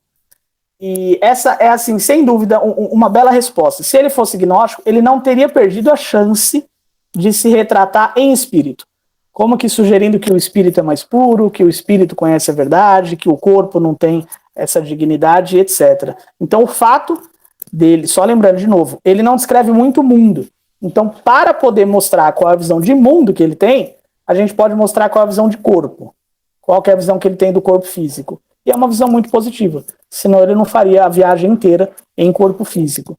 E aí tem essas passagens, então, que a gente vai ler, de novo, só para ganhar familiaridade com Dante, mas que também ilustram, né, o que a gente acabou de dizer.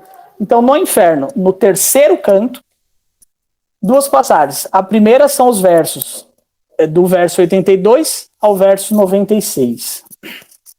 Vamos lê-la.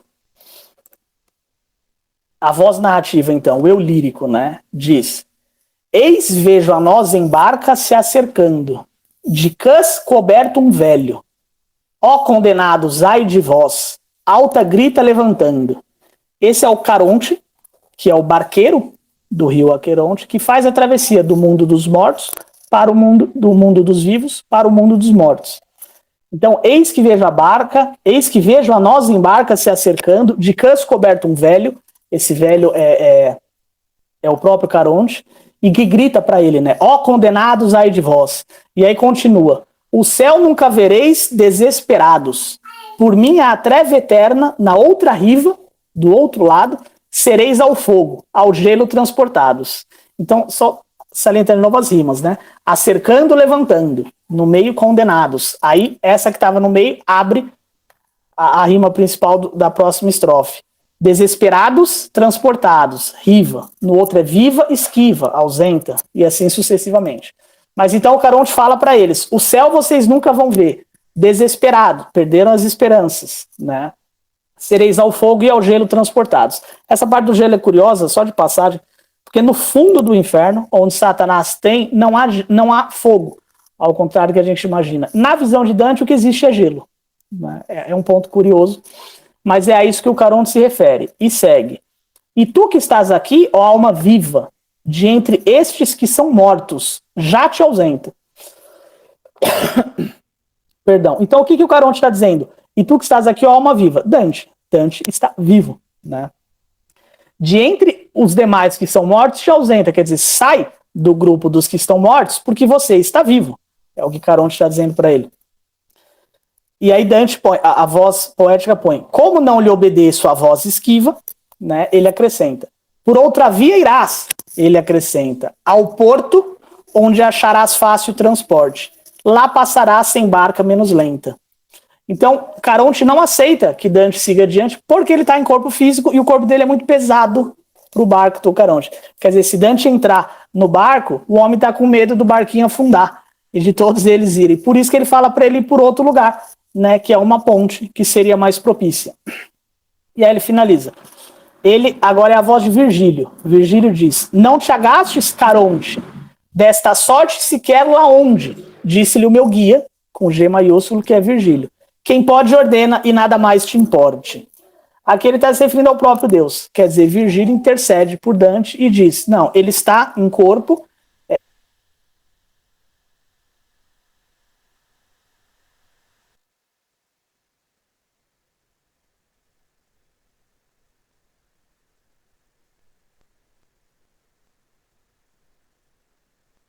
Então, uma dúvida, passagem que complementa essa. Ainda o terceiro canto do inferno, a gente pegou os versos de 127 a 136. É um pouco menor. Aí vem. Alma inocente aqui jamais transita. E, se Caronte contra ti se assanha, patente a causa está que tanto o irrita. Assim falava, a lúrida campanha. Tremeu e foi tão forte o movimento que do medo o suor ainda me banha. Da terra lacrimosa rompeu o vento, que um clarão respirou avermelhado. Tolhido então de todo sentimento. Caí, qual homem que é do sono entrado. Então aqui ele já está indo da antessala, por assim dizer, do inferno, ele vai entrar, enfim, no primeiro círculo infernal. Né? Ele consegue fazer a travessia de Caronte. E, de novo, eu pus só para ilustrar como a coisa é rica, né? A plasticidade, o detalhe das descrições que ele dá, né? A parte que ele fala do suor, ó, tremeu e foi tão forte o movimento que do medo o suor ainda me banha. Quer dizer, ele sentiu um tal medo que quando ele se lembra, em vida escrevendo o livro, ele sua. Então, os detalhes da descrição.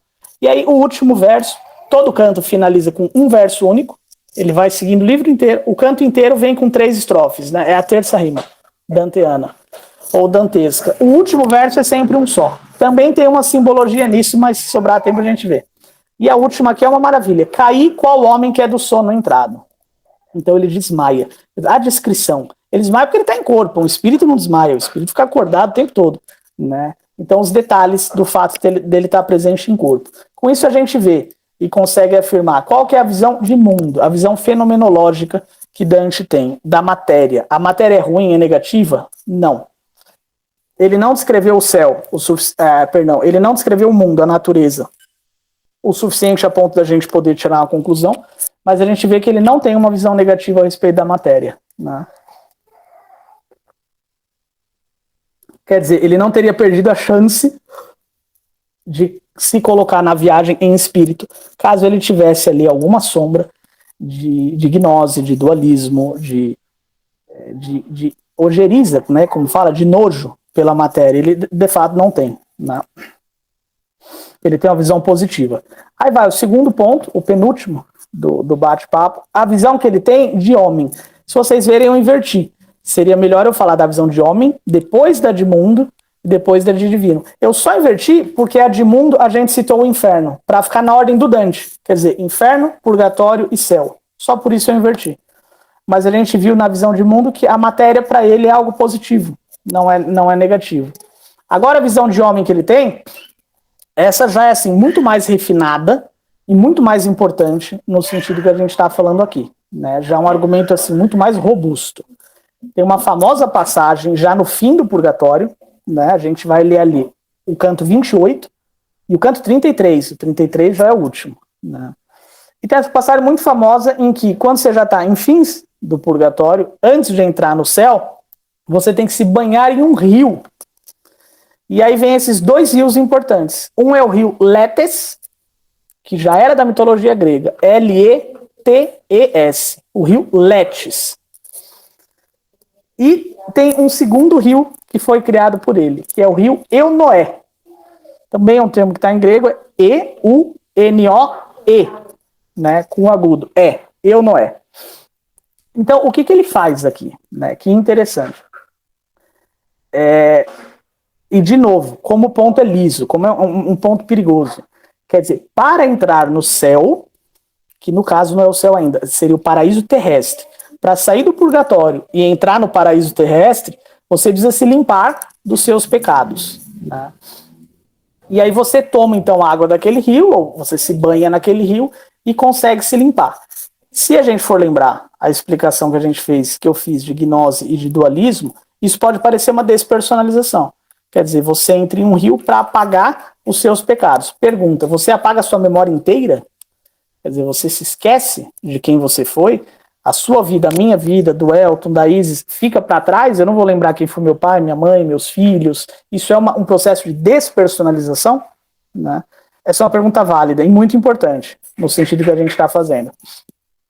E aí, assim, de passagem, esse rio, Letes, é tão conhecido na mitologia grega e é tão importante que ele já foi lido pelos próprios gnósticos, né? E pelos gregos. Para os gregos, por exemplo, uma vez que você se banhasse no rio Letes, se você se esquecesse dos erros que você cometeu, depois só havia uma salvação. Você tinha que se banhar num outro rio, que era o rio Aleteia.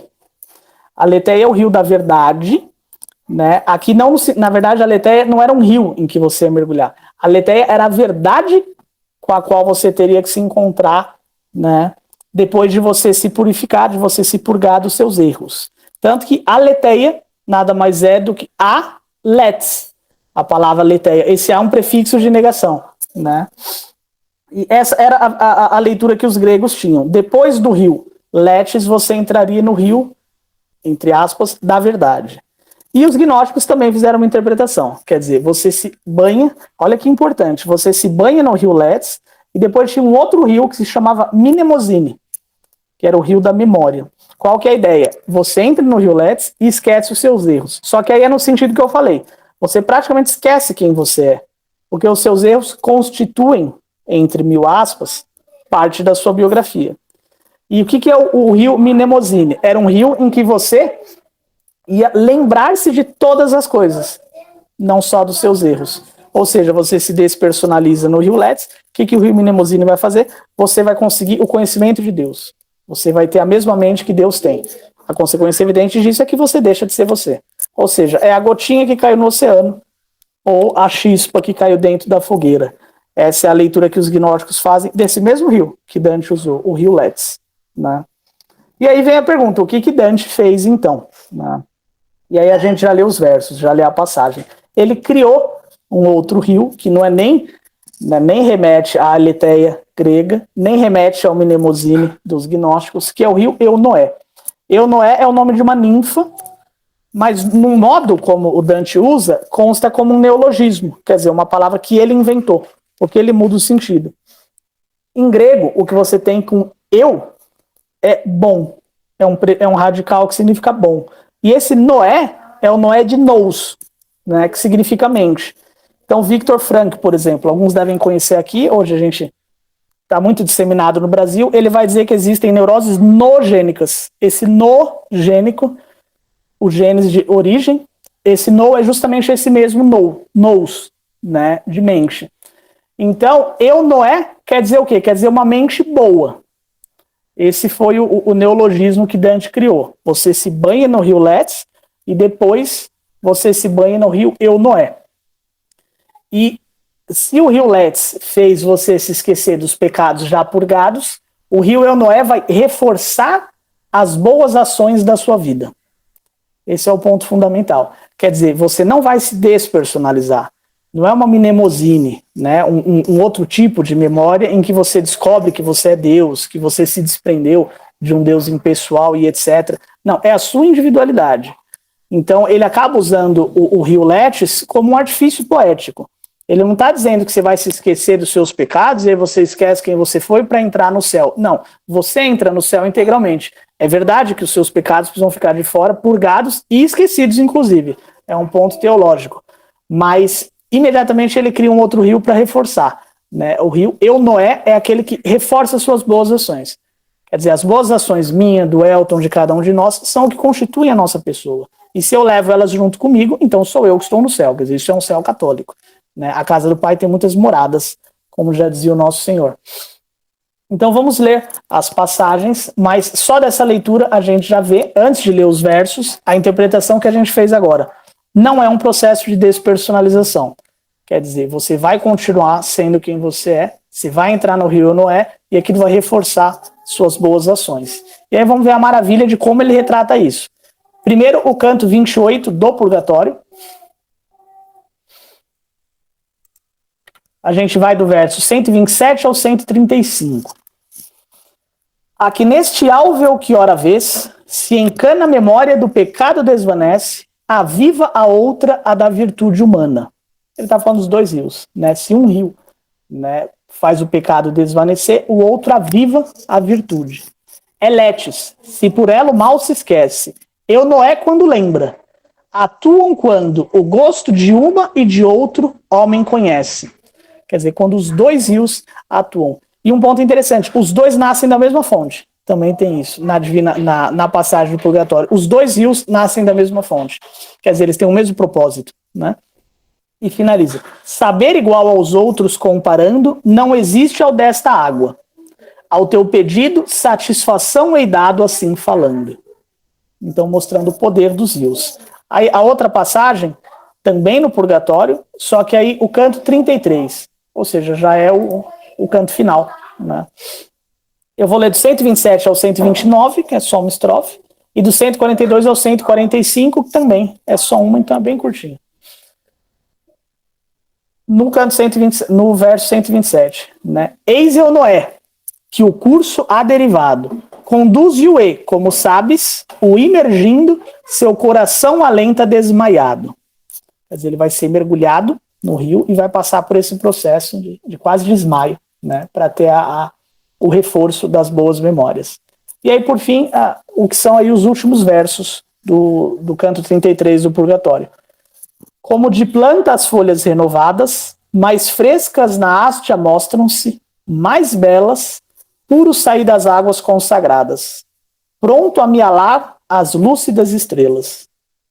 Aí só lembrando um detalhe, estrelas, essa aqui é o último verso da parte 2 do livro, o último verso do Purgatório, finaliza com estrelas, que é Estela, né? Como a gente disse, todas as primeiras partes do livro finalizam com estrela, assim como o último verso do poema inteiro é estrelas, né? Que é uma passagem linda que a gente vai ler. Mas aqui, enfim, a plasticidade da coisa é muito boa, é muito bonita, né? Tal como planta de folhas renovadas, mais frescas na hastia, né? Mais belas, também assim eu saí puro daquelas águas consagradas. E, de novo, saiu puro sendo o próprio Dante, né? Sem despersonalização. E aí a última passagem, então, qual que era a visão que ele tinha do aspecto divino, e a gente finaliza, né? Então vimos a visão que ele tinha de homem, a visão que ele tinha do mundo, e a visão que ele tinha do próprio Deus, a visão teológica. Eu peguei uma passagem que é assim, vocês vão ver, ela explicita a tese que a gente colocou, por exemplo, do símbolo da cruz. Quer dizer, é o plano horizontal em encontro harmonioso com o plano vertical e o nosso Senhor Jesus Cristo no meio, fazendo a ligação entre as duas coisas. Para isso a gente pegou o capítulo 28 do Paraíso, os versos 40 e 45.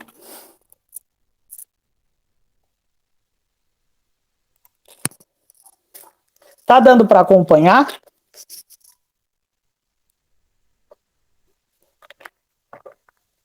É terrível, né, falar com o celular. O Elton disse para mim, Adriano, vamos fazer assim, porque eu achei que eu fosse gravar a aula, né?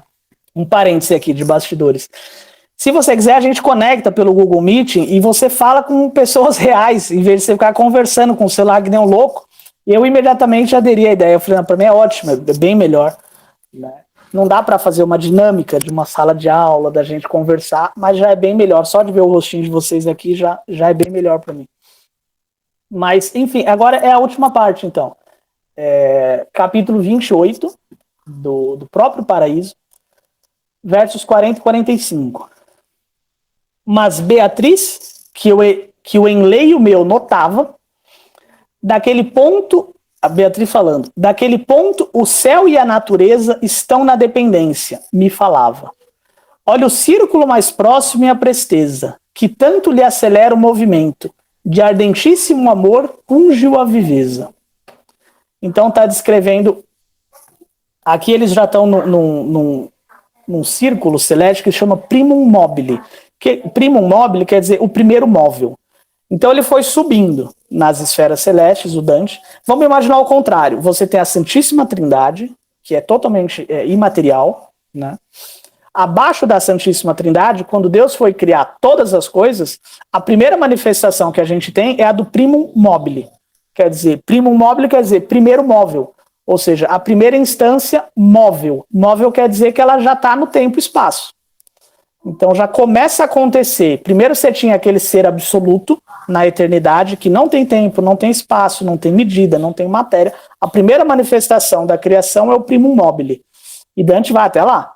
Aí abaixo do primum mobile, você já teria as estrelas fixas e todas as outras esferas pelas quais o Dante passou. Então aqui no canto 28, ele já chegou, já está no primum mobile, quer dizer, já está quase praticamente na visão beatífica, como a gente vai ver, que é quando o homem, né, vê Deus face a face, como está na Bíblia. E Beatriz diz essa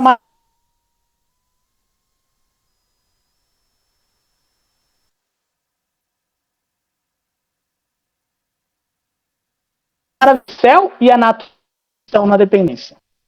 Ou seja, de novo, o céu e a natureza dependem de Deus, dependem daquele ponto. Quer dizer, Dante está reescrevendo praticamente, ele está explicitando tudo que a gente falou na explicação da teoria que eu estou aplicando aqui, da tese que a gente está aplicando. Se você diz que a natureza e o céu estão na dependência de Deus, ele mostra o símbolo da cruz praticamente. Quer dizer, existe uma harmonização perfeita e profunda, não perfeita por conta do pecado, mas existe uma harmonização profunda, né, na instância do divino lá em cima, depois do mundo, do fenomenológico e, por fim, do humano, né, do antropológico. E aí, a última passagem, de fato, perdão, a própria visão beatífica, né? Qual o filho do Elton aí? O meu estava passando por aqui, mas eu não peguei no colo, não. Esse tem quantos anos, Elton? Ele tem 3. Eu ganhei uma ferramenta aqui na escola do Dia dos Pais e ele tá assim encantado. Tem uma trena, né? Ele fica... Uma trena. Ele veio me mostrar. Como que é o nome dele? É Theo. Theo, maravilha. Parabéns, viu? Obrigado, Adriano. E aí, literalmente, então, a última passagem, né? A primeira que a gente leu do Paraíso é isso, é o ponto, né? O ponto que coordena o próprio céu, as esferas celestes, que coordena a própria natureza, revelando aí uma harmonização entre essas instâncias. E agora a visão beatífica. Já é 18h36, já tem 1 hora e pouquinho, eu vou como que resumir isso que a gente vai falar, embora fosse os oradores em geral fazer besteira. Era o ponto mais importante, mas mesmo resumido, vai dar para entender bem, né? A visão beatífica a gente pegou, então, o paraíso, né? O canto 28 também, o mesmo canto, só que aí já mais perto do fim, os versos 109, de 109 a 114. Dante ainda está no primum mobile, quer dizer, ele está naquela primeira esfera de criação que Deus fez, já dentro do espaço-tempo. Depois ele salta para o empírio, né, que é a própria Trindade. Mas o que é um ponto interessante aqui? É interessantíssimo. Na época de Dante já havia um debate dentro da escolástica. Escolástica eram os filósofos católicos da Idade Média, do medievo, que a gente até citou de passagem no começo, cujo maior representante é São Tomás de Aquino. São Tomás de Aquino ele viveu antes de Dante, né? E Dante o leu, né, certamente. E na época existia um debate muito grande sobre o que seria a visão beatífica. Visão beatífica é assim, parece teoria, mas é algo que diz respeito a todos nós. O que é a visão beatífica? É o estado do homem no céu. Quer dizer, como nós estaremos no céu? Como nós conheceremos a Deus? Né? Geralmente, aí entra de novo essa coisa, geralmente a gente ouve falar do inferno, ouve falar do purgatório, vê representações do inferno e do purgatório, mas poucas vezes a gente vê ou pensa em como vai ser o céu. Como exatamente eu estarei no céu? Né?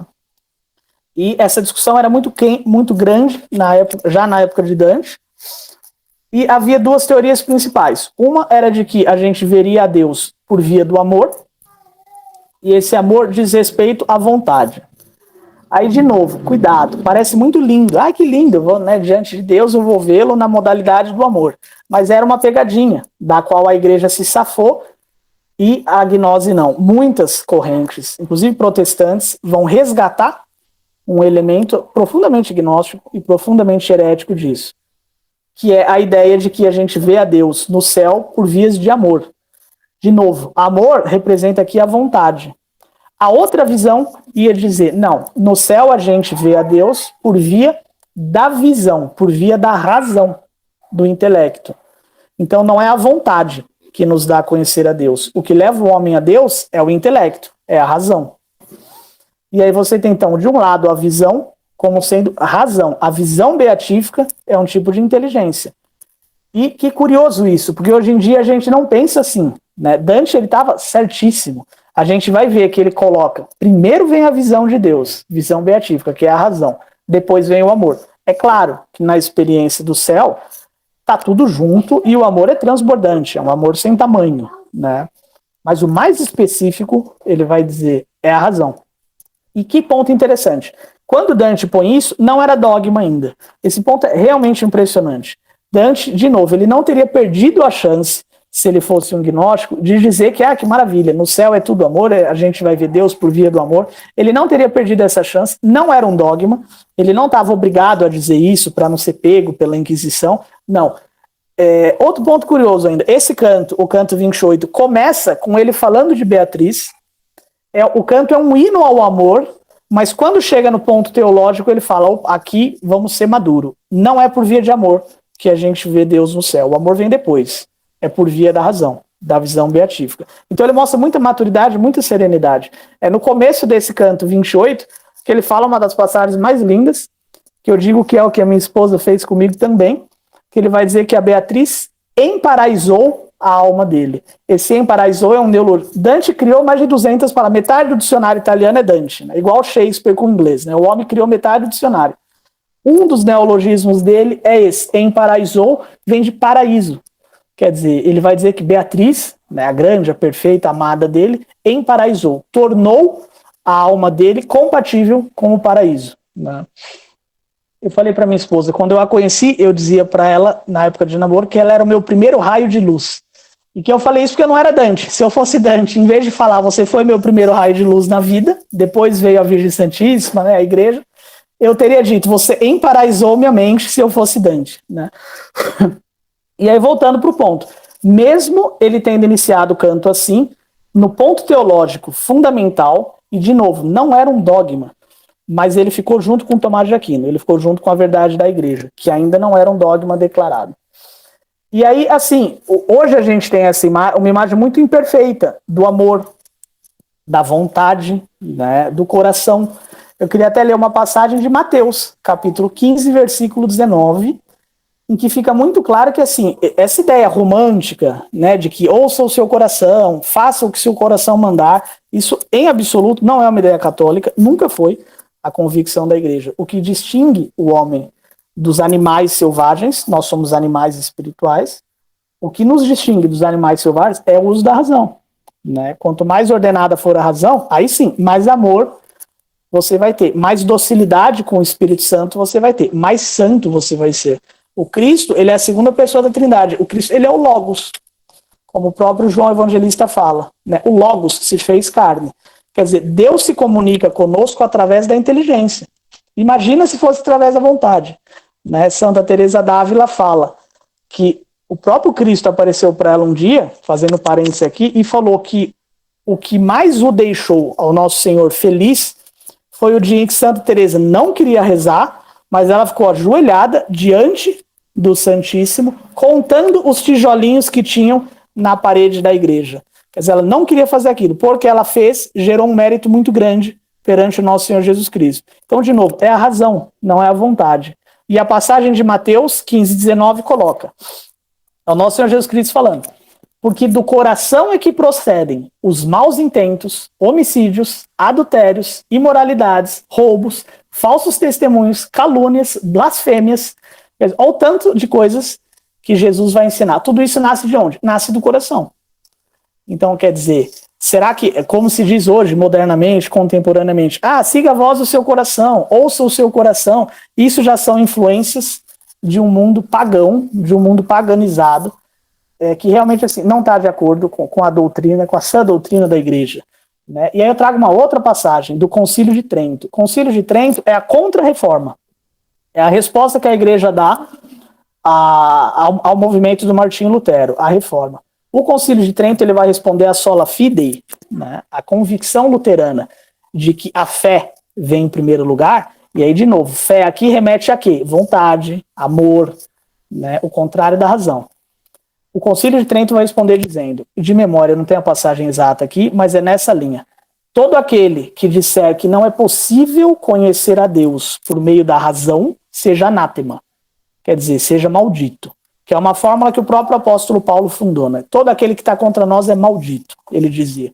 Hoje em dia é feio falar assim, né? Mas a igreja sempre falou assim com os hereges, porque não é brincadeira o que eles fazem, né? Então, Concílio de Trento. Todo aquele que disser que não é possível conhecer a Deus por meio da razão, seja anátema, né? Tá excomungado. Então, como a gente conhece a Deus? Pela razão. E aí, uma última passagem do Chesterton, também de cabeça, que foi muito importante na minha conversão, foi lendo o livro do Chesterton, Ortodoxia, entre outros, né, pensadores que eu me converti, ouvindo o professor Olavo de Carvalho, mas depois eu li o livro do Chesterton, e ele fala lá, essa passagem mudou minha vida. E é simples. Ele põe, há um pensamento que bloqueia o pensamento. Só este pensamento deveria ser bloqueado. Então isso é o quê? É uma resposta ao ceticismo. A ideia de que o homem não pode conhecer a verdade, de que a razão nos engana, como os gnósticos já acreditavam, né? Então, assim, existe um pensamento que bloqueia o pensamento. Qual? A dúvida. Quer dizer, você ficar pensando, será que o homem pode conhecer? Será que a verdade existe? Será que não sei o quê? E ele conclui, só esse pensamento deveria ser bloqueado.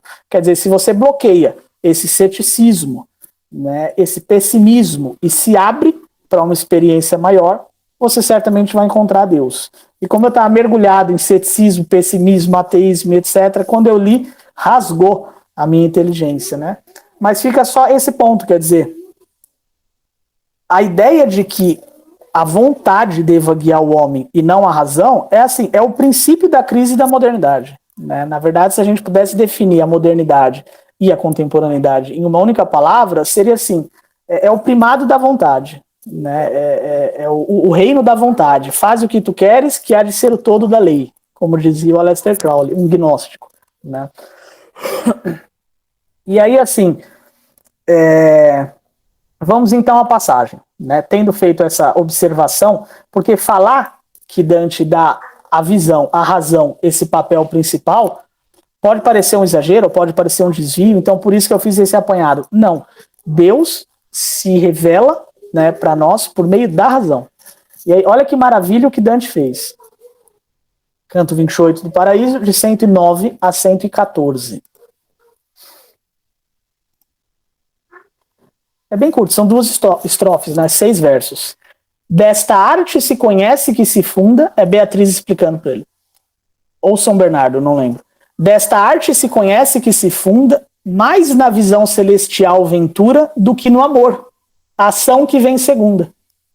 Da visão é a medida a mercê pura, por vontade e por graça produzida. De grau em grau se enalça a criatura. Então, assim, desta arte se conhece que se funda mais na visão celestial ventura do que no amor. Ação que vem em segunda. Quer dizer, o amor é uma ação que vem em segundo lugar. No que se fia a visão beatífica? Quando eu estou diante de Deus, quando eu chego na Trindade Santíssima, ele fez todo esse caminho, eu ia falar maravilhoso, terrível, de inferno e de purgatório. E agora ele está assim em uma realidade maravilhosa. Mais na visão celestial do que no amor, ela se funda. Quer dizer, primeiro vem a visão beatífica, primeiro vem a razão, que é o modo próprio de conhecer a Deus. Depois vem o amor como uma segunda coisa. E quando ele fala da visão é a medida, a mercê pura, perdão, ele está querendo dizer justamente que Deus é quem vai colocar em nós o que é necessário. De grau em grau se enalça a criatura. Quer dizer, o homem não tem, esse é um ponto importante, o homem não tem como conhecer a Deus. Ou Deus se dá a conhecer, ou não vai acontecer nunca. Então, assim, até fazendo uma observação, quando eu falo que a gente vai conhecer a Deus pela razão, né, não é exatamente a inteligência, é a razão que nos faz conhecer a Deus na Terra. Quando a gente está ali onde Dante, quando nós estivermos ali, onde Dante está, já chegando no Empírio, chegando para ver Deus face a face, que é uma promessa, né? Veremos Deus, o apóstolo Paulo, hoje vemos em parte, vemos pela fé, que é imperfeita, mas no futuro, veremos face a face. Quando isso acontecer, não é exatamente a razão, é aquilo que a igreja chama de visão intuitiva, em termos mais técnicos, só fazendo essa observação, né? Agora, o que é essa visão intuitiva? É como se fosse uma supra-razão, por assim dizer. É uma espécie de processo intelectivo, porque no homem nós somos muito limitados para conhecer as coisas, diferentemente dos anjos. Os anjos, quando eles veem algo, eles captam a essência imediatamente. Nós, seres humanos, não. A gente precisa fazer todo um mecanismo interno na nossa inteligência para poder conhecer, para poder captar a essência de algo. Então a gente não conhece do modo como os anjos conhecem. Um anjo, quando ele olha para essa garrafa, ele sabe todas as informações que estão contidas nela. Qual que é o peso da garrafa, de onde que veio o plástico, quanto que tem de água aqui, quantos ml, só de olhar, né? E a gente não.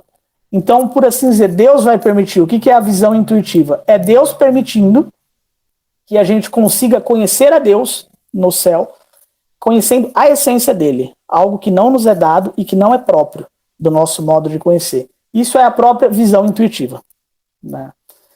E aí, 2 curiosidades históricas, a gente finaliza. Uma eu já falei, esse ponto da visão beatífica é tão importante, de que a razão ou a visão intuitiva vem antes do amor, antes da vontade. Ele é tão importante que teve uma intriga histórica, curiosa, né? Só entre nós, como se fala, teve um papa no século XIV que foi contra a visão beatífica, por incrível que pareça, mas depois ficou explicado. Ele não se pronunciou ex cátedra, porque a gente sabe, né, na Igreja Católica, que o Papa ele é infalível em matéria de doutrina. Quer dizer, quando o Papa ele fala ex cátedra, com a autoridade de Pedro, o que ele fala é infalível, não tem erro, né? E se fala, bom, como é que um Papa não sabia da coisa da visão beatífica? Só para mostrar, esse Papa ele viveu de 1316 a 1334, ou seja, ele veio depois de Dante. Olha que maravilha. Dante fez uma escolha dentro da Divina Comédia que até um Papa confundiria depois. Dante ficou do lado da tradição, ficou do lado de São Tomás de Aquino, que depois vai se transformar em dogma, ao passo em que esse Papa não. Foi o João Paulo 22, não tem o Paulo, perdão, foi João 22 quem disse isso. E ainda assim, ele não falou que a visão beatífica não existe ou que ela não acontece. Ele falou que a visão beatífica só vai se dar na ressurreição dos corpos. Ou seja, o que ele está dizendo? Que não existe, por exemplo, a intercessão dos santos. Quer dizer, São Paulo de Tarso, quando ele morre, ele já está diante de Deus, ele já está na visão beatífica, ele já está vendo face a face, porque se ele não está, ele não tem como interceder por mim.